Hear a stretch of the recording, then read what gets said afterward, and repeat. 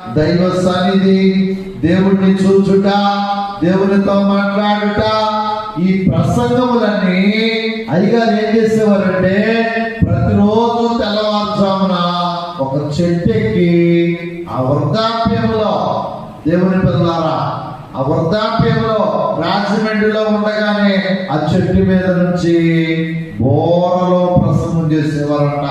బోర ప్రసంగాలు ఆరిలో వచ్చిన పక్కలో 2 బోర్లు ఉంటాయి. ఒకటి సుజ్ఞానరావు గారికి, ఒకటి మా నాన్నగారు. స్తోత్రం చెప్పండి గట్టిగా. మొన్నటిదాకా బోర్లు ఉంటాయి, ఎవరో పడేశారు. ఇనప బోర్లు అన్నమాట. రేకు బోర్లు చేయించుకొని పాపం సుజ్ఞానరావు గారికి బోర ఒకటి వచ్చింది. దేవుని పిల్లల కాబట్టి ఆ బోర్లో ఏం చేసేవాడు? ప్రసంగాలు చేసేవాడు. ఇలాగ చేస్తా ఉంటే దేవదాసయ్య గారిని ఒక రోజు అన్నారంట, ఏంటి కొమ్మదాసురోడు లాగా ఉన్నాడు అన్నారు. చెప్పడా? కొమ్మదాసురోడు అంటే తెలుసా మీకు?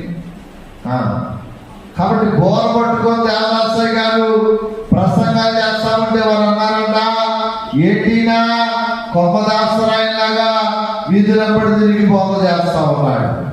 దేవుని పిల్లలు ఎందుకు చెప్పారంటే ఈ మాట, అంత గొప్ప దైవజనుడు దేవుని కొరకు ఇలాంటి మాటలు ఎన్నో అనిపించారన్నమాట.